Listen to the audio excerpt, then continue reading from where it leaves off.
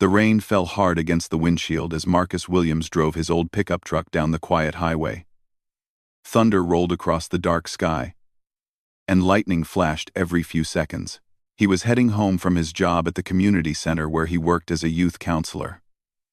The storm had come out of nowhere, turning what should have been a peaceful evening drive into a battle against the elements. Marcus loved his job helping teenagers navigate their problems. At 32 years old, he had seen enough of life to understand that everyone needed help sometimes. Growing up in a rough neighborhood had taught him the value of lending a hand to others. His grandmother always told him that kindness was the most powerful force in the world, and he tried to live by those words every day. As he rounded a bend in the road, his headlights caught something unusual ahead. A sleek black luxury car sat on the shoulder of the highway with its hazard lights blinking. Steam rose from under the hood, and Marcus could see someone standing beside the vehicle. The person appeared to be a woman, and she was getting soaked in the downpour. Marcus pulled over without hesitation. His grandmother had also taught him never to drive past someone who needed help, especially not in weather like this. He grabbed his raincoat from the back seat and jogged over to the stranded motorist. The woman was beautiful, with shoulder-length brown hair that was now plastered to her head from the rain. She wore an expensive business suit that was completely ruined by the storm.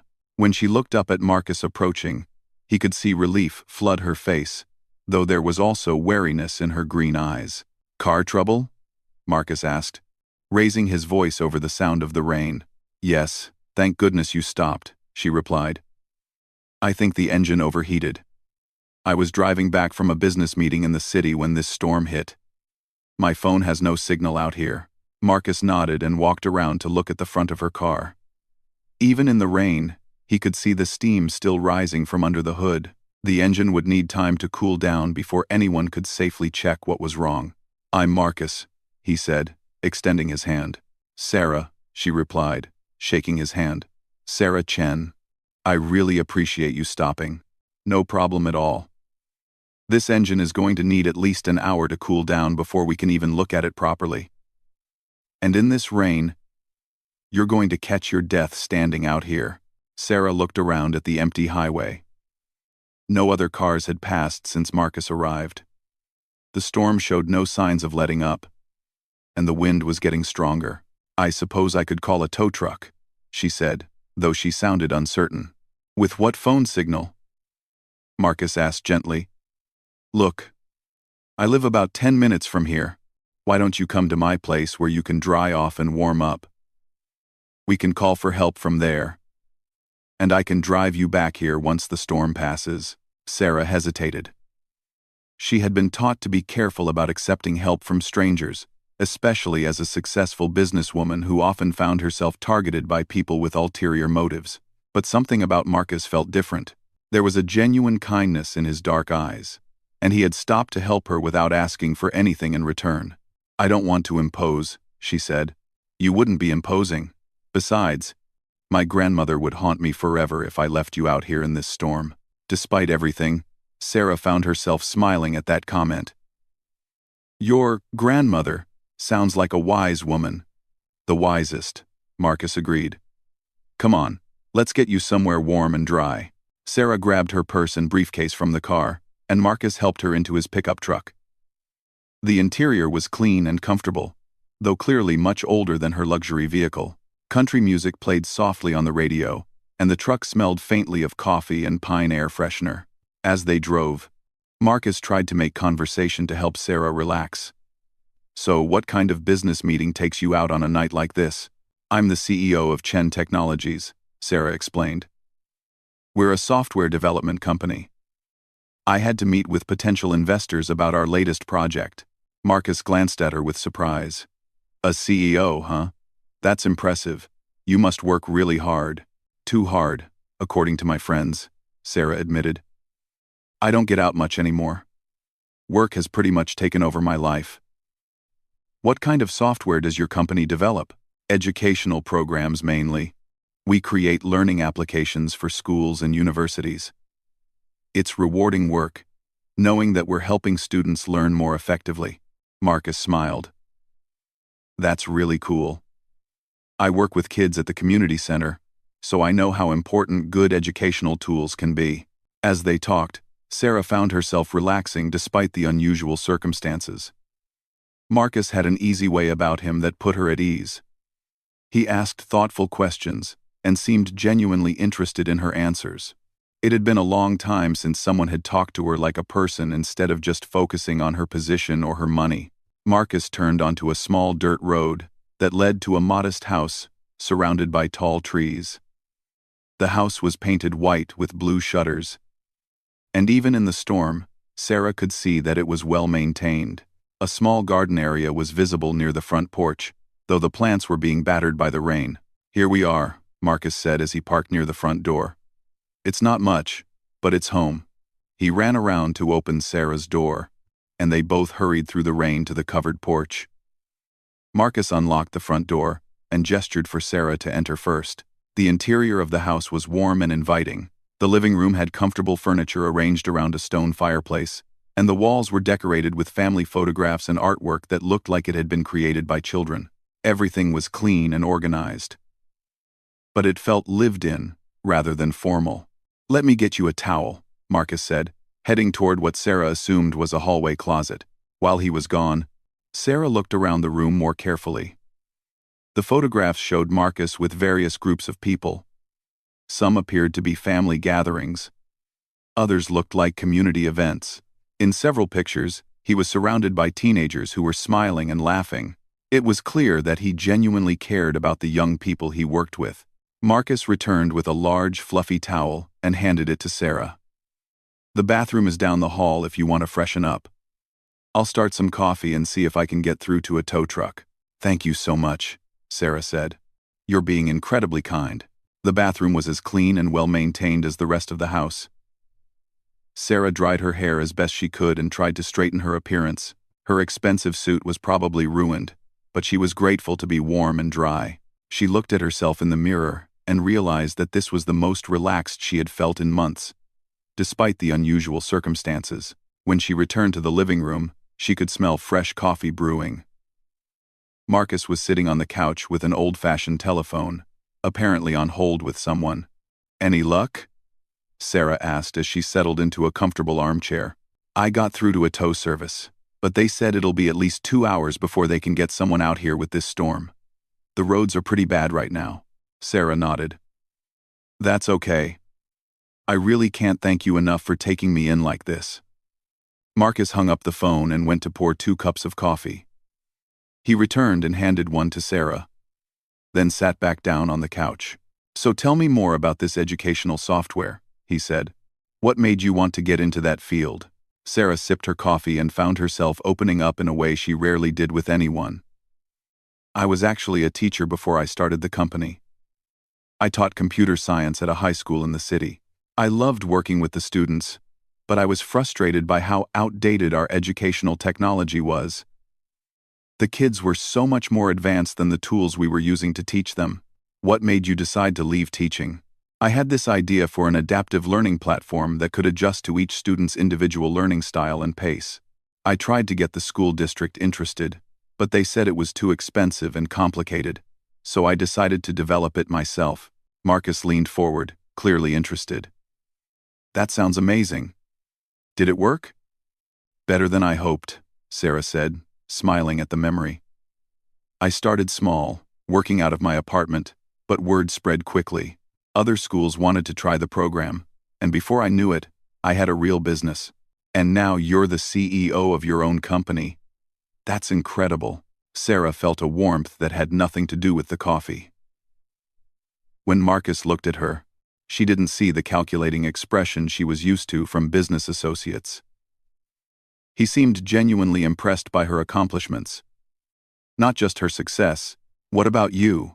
she asked. "How did you end up working with kids?" Marcus's expression grew more serious. "I grew up in a pretty rough neighborhood. Got into some trouble when I was younger. Nothing too serious, but enough to worry my grandmother. She was raising me after my parents died in a car accident." "I'm sorry," Sarah said softly. "Thanks. Anyway, there was this youth counselor at the community center who saw something in me that I didn't see in myself. He helped me turn my life around. got me interested in college, encouraged me to use my experiences to help other kids who were going through similar struggles. So you decided to become a youth counselor yourself? Eventually. I got my degree in social work and came back to work at the same community center where I used to hang out. It feels good to give back, you know? Some of these kids just need someone to believe in them. Sarah found herself deeply moved by Marcus's story. In her world of corporate meetings and profit margins, she rarely met people who were motivated by such pure intentions to help others. They talked for another hour, sharing stories about their work, their dreams, and their challenges. Sarah found herself laughing more than she had in months. Marcus had a wonderful sense of humor and a way of finding the positive side of any situation. The storm continued to rage outside, but inside Marcus's house, Sarah felt a peace she hadn't experienced in years. There was something about this man that made her want to let her guard down, to be the person she used to be before success and responsibility had built walls around her heart. You know, Marcus said during a lull in their conversation, I have to admit, when I stopped to help you tonight, I never expected to meet someone so interesting. Sarah felt her cheeks warm. Interesting is one way to put it.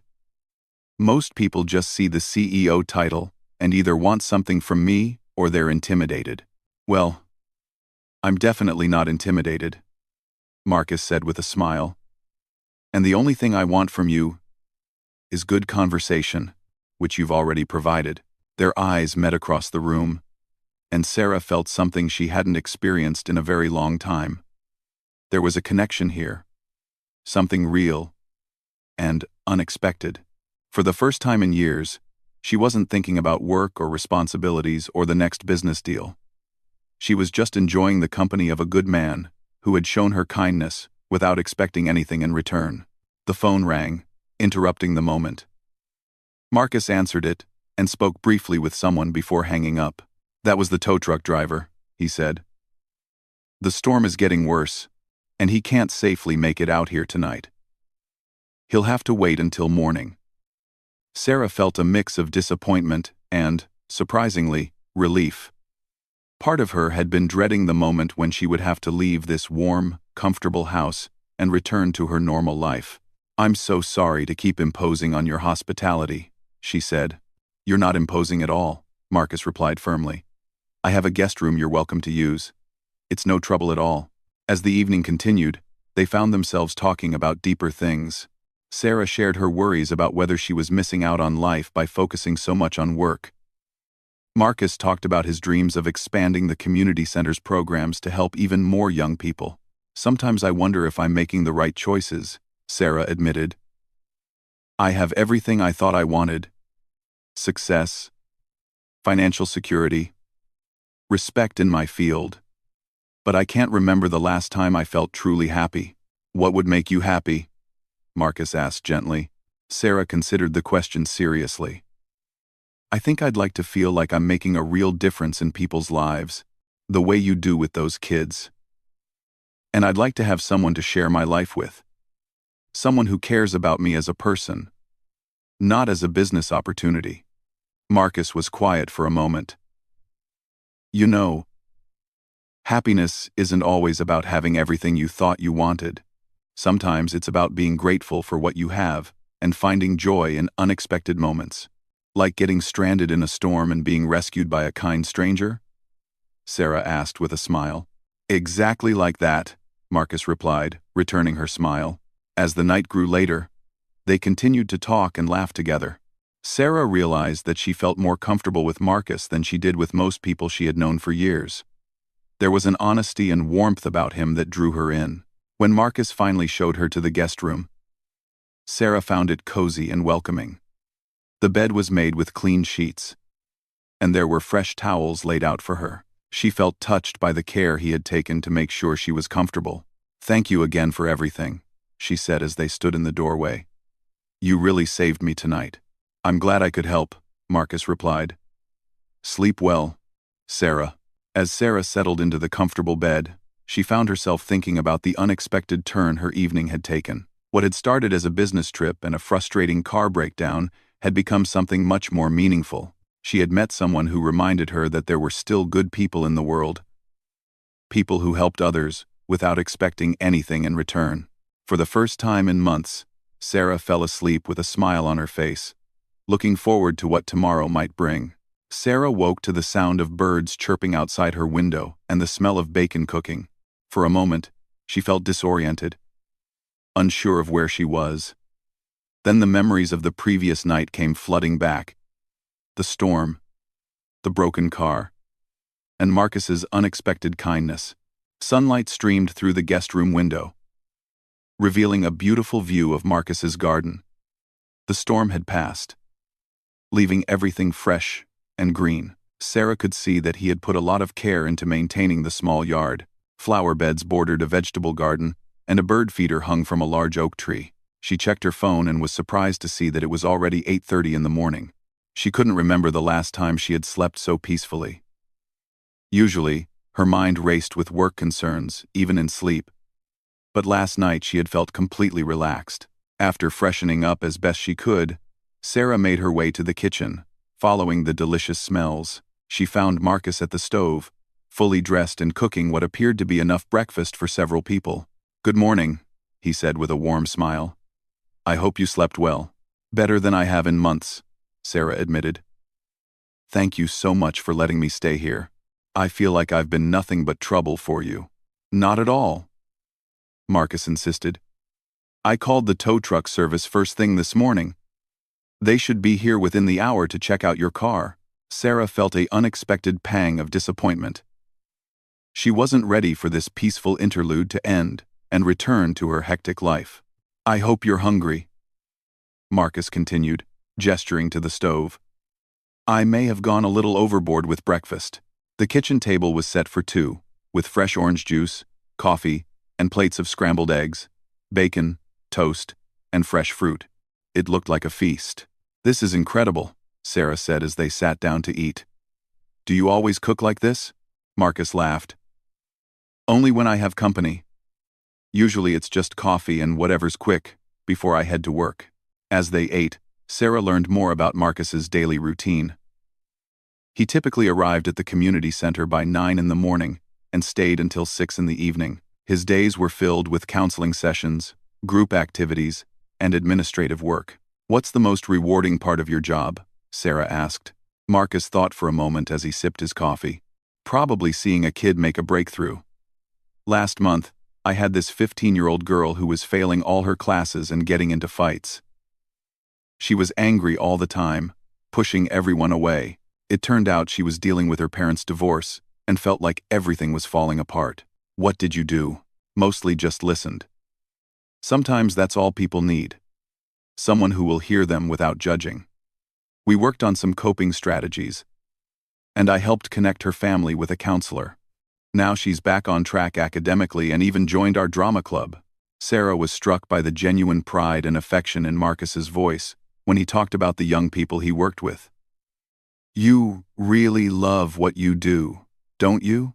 "I can't imagine doing anything else," Marcus replied. "What about you? Do you still love the business you built?" Sarah paused, considering the question honestly. "I love the mission of it, helping students learn more effectively, but sometimes I feel disconnected from that original purpose. I spend most of my time in meetings and dealing with investors and business development. I miss the hands-on work." "When was the last time you actually saw your software being used in a classroom?" The question hit Sarah harder than she expected. "I honestly can't remember. Maybe 2 years ago?" Marcus nodded thoughtfully. "You know, we use educational software at the community center for our tutoring programs. Some of it's great, some of it's not so helpful. I'd be interested to hear more about what your company has developed." Before Sarah could respond, they heard a truck pulling into the driveway. Through the window, they could see a tow truck driver getting out of his vehicle. "That must be our ride back to your car," Marcus said. They finished breakfast quickly, and Marcus helped Sarah gather her things. The tow truck driver, a friendly man named Jim, explained that he would follow them to Sarah's car and assess the damage there. The drive back to the highway gave Sarah a chance to see Marcus's neighborhood in daylight. It was a working-class area with modest but well-maintained homes. Children played in yards while their parents worked in gardens or washed cars, Everyone seemed to know each other, waving at Marcus as they passed. "It's like a real community," Sarah observed. "That's what I love about it," Marcus replied. "People look out for each other here." When they reached Sarah's car, Jim quickly diagnosed the problem. "Looks like your radiator hose burst," he explained. "Not too expensive to fix, but I'll need to tow it to a shop. The nearest one that handles luxury vehicles is about an hour away." Sarah felt overwhelmed by the logistics. Her business meeting had been rescheduled to that afternoon, and she needed to get back to the city. "I can drive you wherever you need to go," Marcus offered without hesitation. "I couldn't ask you to do that," Sarah protested. "You have to work, and I need to get back to the city." "Actually," Marcus said, checking his watch, "I have the day off." One of the perks of working with teenagers, they're not exactly early risers on Saturdays. Sarah realized with surprise that she had completely lost track of what day it was. Her work schedule rarely acknowledged weekends. "Are you sure you don't mind?" she asked. "I'd be happy to help. Besides, I haven't been to the city in months." As Jim loaded Sarah's car onto his truck, she called her assistant to reschedule her afternoon meeting. To her surprise, she found herself hoping that the delay would give her more time with Marcus. The drive to the city took them through beautiful countryside that Sarah had never noticed during her usual hurried business trips. Marcus proved to be an excellent tour guide, pointing out local landmarks and sharing stories about the area's history. "You seem to know everything about this place," Sarah commented. "I grew up here," Marcus explained. "After college, I thought about moving to a bigger city, but I realized that home is where I could make the biggest difference." Sarah admired his sense of purpose and connection to his community. In contrast, she realized that she had lived in the same city for 8 years but couldn't say she really felt at home there. When they reached the auto repair shop, the mechanic confirmed that Sarah's car would be ready by the next day. Sarah arranged for them to deliver it to her office, then found herself facing an unexpected free afternoon. "I should probably rent a car and get to my meeting," she said, though she didn't sound enthusiastic about the prospect. "Didn't you reschedule that meeting?" Marcus asked. "Yes, but there are always other things I should be doing." Marcus studied her face. "When was the last time you took a real break from work?" Sarah couldn't answer that question. Even her vacations were usually working trips in disguise. "Come on," Marcus said. "Let me show you the city from a different perspective." Instead of heading to the business district where Sarah usually spent her time, Marcus drove to a part of the city she had never explored. They walked through a vibrant neighborhood filled with art galleries, small restaurants, and street musicians. "I had no idea this place existed," Sarah said as they stopped to listen to a jazz trio performing on a corner. "Most people who work downtown never make it over here," Marcus replied. "It's one of my favorite places in the city." They spent the afternoon exploring. Marcus showed her a community garden where volunteers grew vegetables for a local food bank, a mural project created by teenagers from various youth programs, and a small cafe that employed people who were transitioning out of homelessness. "You really see the world differently than I do," Sarah observed as they sat in the cafe sharing a piece of homemade pie. "How do you mean?" "You notice the people and communities that I just walk right past. I'm always so focused on getting to my next appointment or finishing my next project that I miss everything else." Marcus leaned back in his chair, studying her. "What would happen if you slowed down a little?" "I don't know," Sarah admitted. "I've been moving at this pace for so long. I'm not sure I remember how to do anything else." "Maybe you could start small.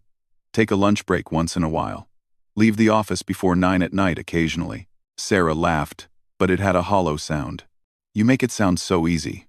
What's the worst thing that would happen if you took a real weekend off?" Sarah started to list all the reasons why she couldn't afford to take time off. But as she spoke, she realized how hollow her arguments sounded. Her company was successful and stable. She had a good management team. The truth was that she stayed busy because she didn't know what else to do with herself. "I think I'm afraid," she said quietly. "Of what?" "Of slowing down enough to realize that something important is missing from my life." Marcus reached across the table and gently touched her hand. "Maybe it's time to figure out what that missing piece is." The simple contact sent warmth through Sarah's entire body. She looked into Marcus's eyes, and saw understanding and compassion there. She also saw something else, an attraction that mirrored her own growing feelings. "I should probably head back," she said, though she made no move to leave. "Should you?" Marcus asked softly. "Or is that just what you think you're supposed to do?" Sarah considered his question seriously. For once in her life, she wanted to choose what felt right instead of what felt responsible. "I'd like to see more of your world," she said. Marcus's face lit up with a smile that made Sarah's heart skip a beat. "I'd love to show it to you."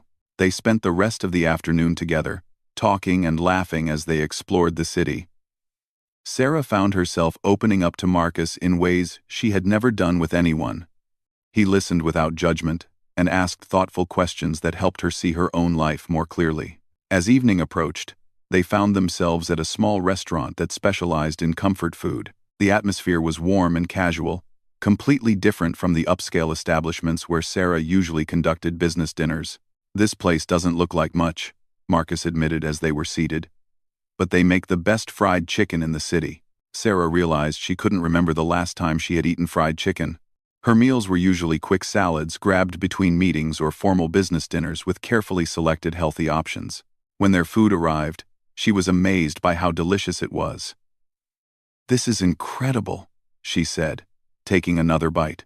"My grandmother used to bring me here when I was a kid," Marcus explained. "It was our special place for celebrating good report cards or just spending time together. She sounds like she was very important to you." "She was everything to me after my parents died. She taught me that the most important things in life can't be bought or earned.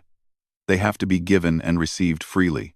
Sarah felt a pang of sadness thinking about her own family relationships. Her parents were proud of her success, but they rarely spent time together anymore. She had let work become an excuse to avoid the messiness of personal connections. "Do you think she would have liked me?" Sarah asked, surprising herself with the question. Marcus smiled. "She would have loved you. She always said that people who work hard to help others are the ones worth knowing, even if I've lost sight of that purpose along the way, especially then. She believed everyone deserves a chance to find their way back to what matters." As they finished dinner, Sarah felt a reluctance to end the evening.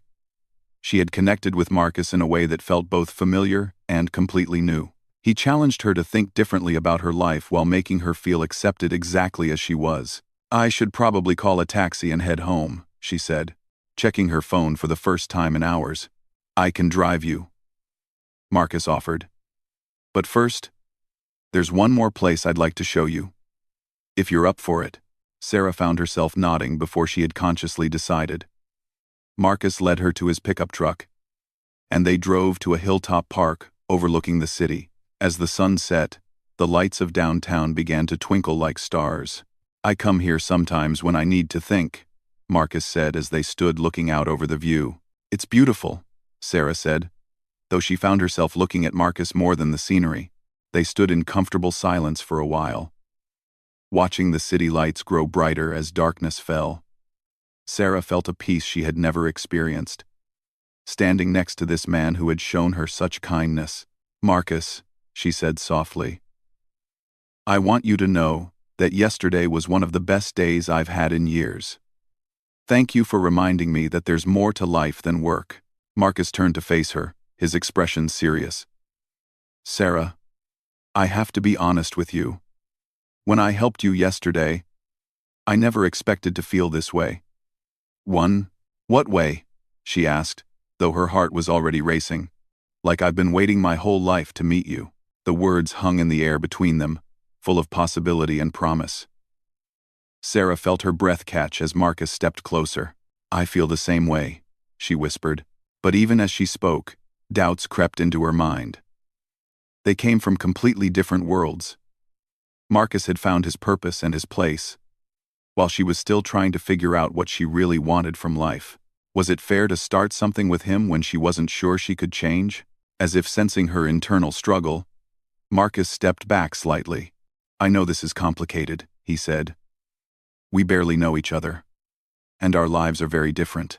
"It's not just that," Sarah said, struggling to put her fears into words. "I don't want to hurt you by being someone who can't give you what you deserve." Marcus smiled gently. "What if we just see where this goes? No pressure, No expectations. Just two people who care about each other figuring it out as they go. Sarah looked into his eyes and saw patience and understanding there. For the first time in her adult life, someone was offering her something without demanding anything in return. "I'd like that," she said. As Marcus drove her home to her downtown apartment, Sarah found herself looking forward to tomorrow in a way she hadn't in years. She didn't know what would happen between them. But for once, the uncertainty felt exciting, rather than terrifying.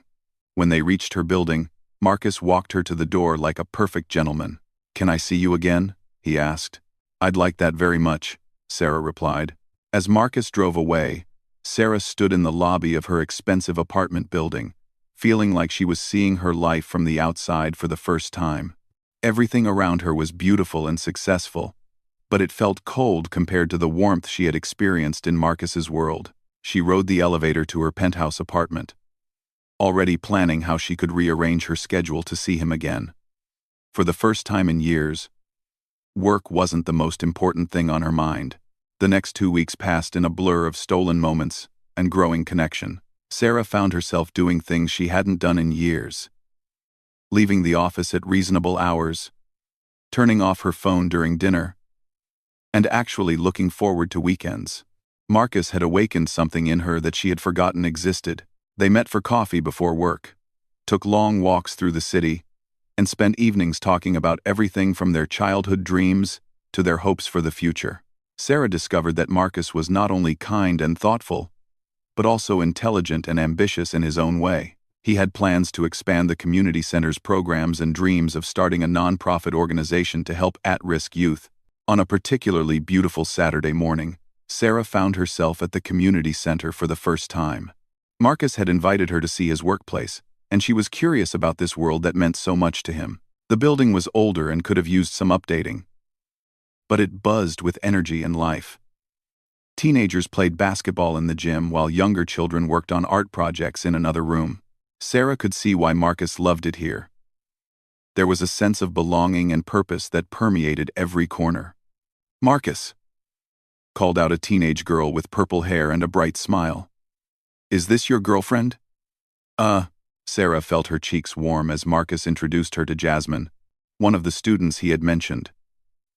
The girl was friendly and curious, asking Sarah thoughtful questions about her work and life. "Marcus talks about you all the time," Jasmine said with a grin that made Marcus blush. "He's been way happier lately." As the day went on, Sarah met more of the young people Marcus worked with. She was amazed by their energy, creativity, and resilience.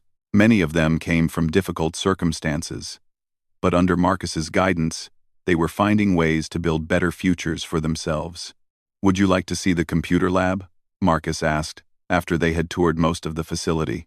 Sarah followed him into a small room filled with outdated computers and frustrated teenagers trying to complete homework assignments. "This is what we're working with," Marcus explained apologetically.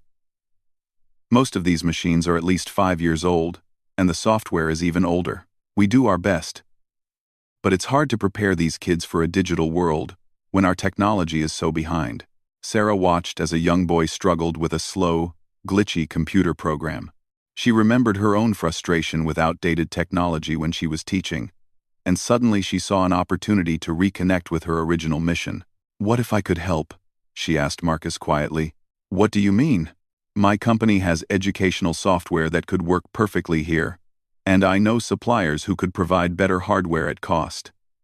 This is exactly the kind of project I started my business to support." Marcus looked surprised and hopeful. "Sarah, that would be incredible. But we don't have the budget for major technology upgrades." "Who said anything about the center paying for it?"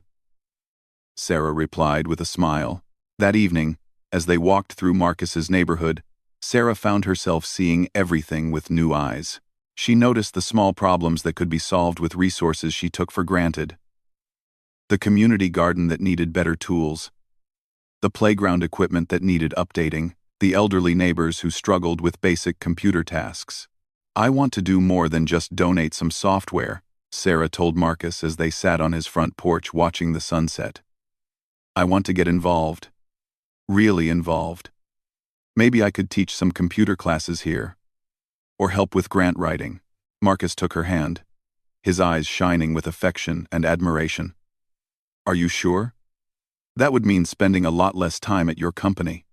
Maybe that's exactly what I need, Sarah replied. I've been so focused on growing the business that I forgot why I started it in the first place. Working with those kids today reminded me. Over the following weeks, Sarah began spending more time at the community center. She donated new computers and software. But more importantly, she started volunteering her time. She taught coding classes, helped students with college applications, and worked with Marcus to apply for grants that would fund additional programs. Her business partners were initially concerned about her reduced presence at the company, but Sarah was surprised to discover that her business actually improved. With a renewed sense of purpose and better work-life balance, she was more creative and decisive during the time she did spend at the office. One evening, as Sarah was leaving the community center after teaching a particularly successful coding class, she ran into someone she hadn't expected to see. Sarah? Sarah Chen? The voice belonged to Diana Walsh, a successful businesswoman who served on several charity boards with Sarah's biggest competitor. Diana, what are you doing here? Sarah asked, suddenly aware of how different she must look in her casual clothes and with paint on her hands from helping with an art project. I'm here for a board meeting. The Walsh Foundation is considering a major grant for this place. Diana looked around with obvious skepticism. I have to say, I'm surprised to see you here. Is this some kind of corporate publicity thing? Sarah felt a flash of her old insecurities. In the business world, everything was viewed through the lens of profit and competition. The idea that she might be here for purely personal reasons seemed foreign to Diana. Not at all, Sarah replied firmly. I volunteer here. Diana raised an eyebrow. How interesting. I wouldn't have thought this was your type of cause. Doesn't really fit with your company's upscale image, does it? Before Sarah could respond, Marcus appeared at her side. Sarah? Ready to go? He stopped when he saw Diana. Immediately sensing the tension, Diana's expression became even more skeptical as she looked between Sarah and Marcus. And you are? Marcus Williams, he said, extending his hand politely. I'm the youth coordinator here. Sarah watched Diana's face as she processed this information. She could see the judgment forming. Successful businesswoman involved with community center employee. The implications were clear in Diana's disapproving expression. How nice, Diana said in a tone that suggested it was anything but. Well, I should get to my meeting. Sarah, I'm sure we'll have lots to discuss at the next industry conference. After Diana left, Sarah felt shaken.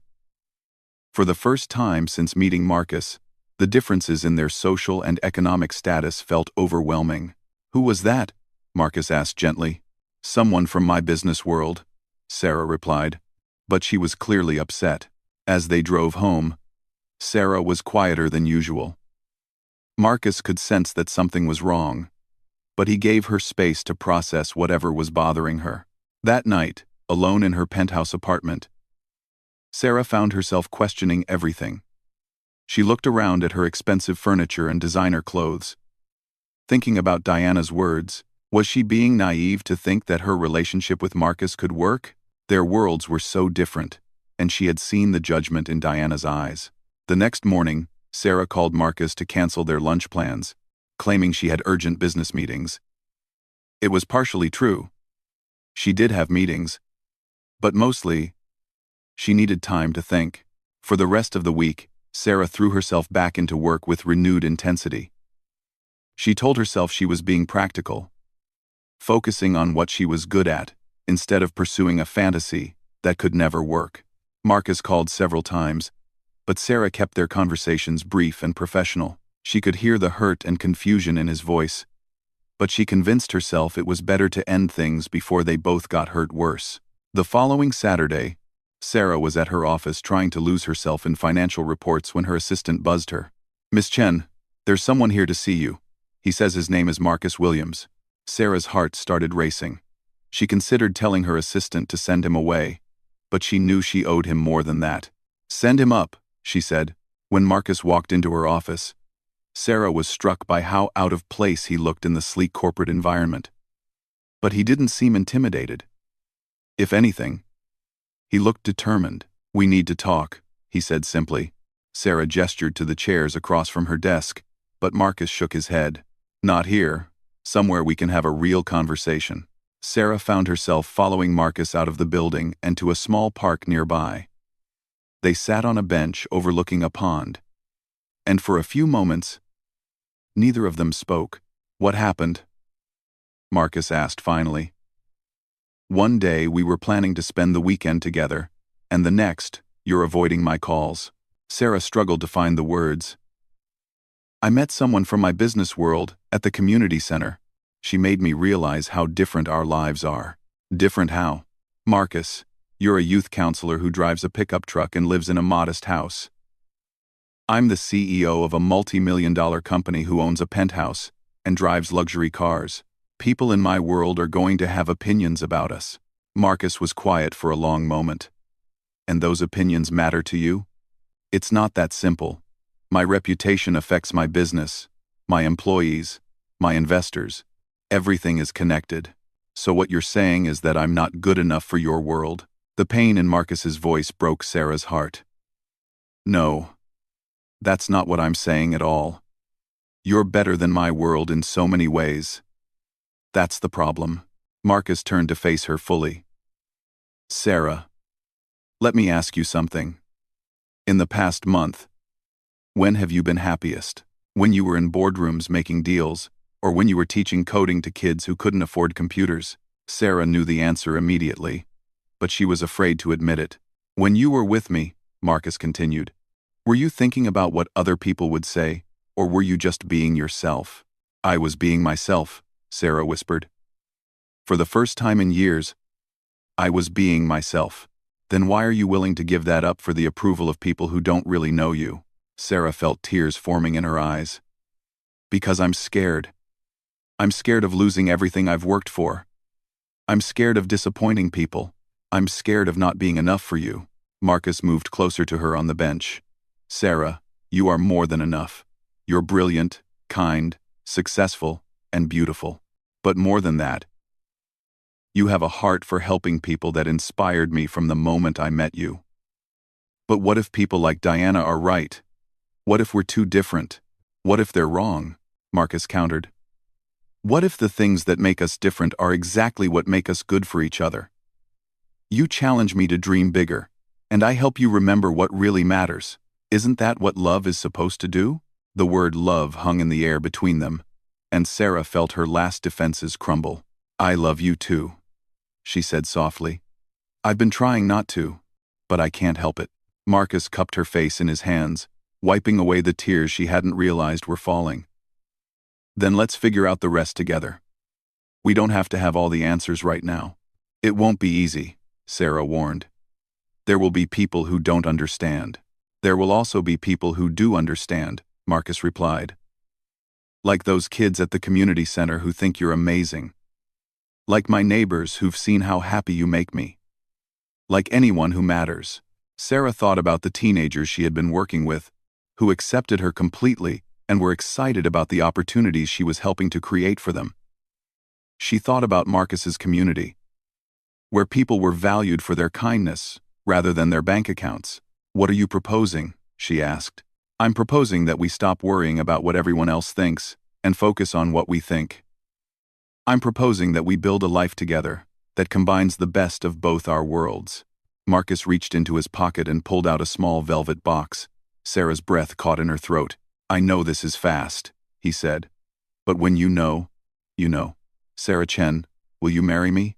Sarah looked at the simple but beautiful ring in the box, then up into Marcus's hopeful eyes. She thought about the life she had been living. Successful but lonely. Impressive but empty. Then she thought about the life they could build together. Meaningful work, genuine connection, love that challenged and supported them both. "Yes," she said, laughing and crying at the same time. "Yes, I'll marry you." As Marcus slipped the ring onto her finger, Sarah felt a sense of completeness she had never experienced.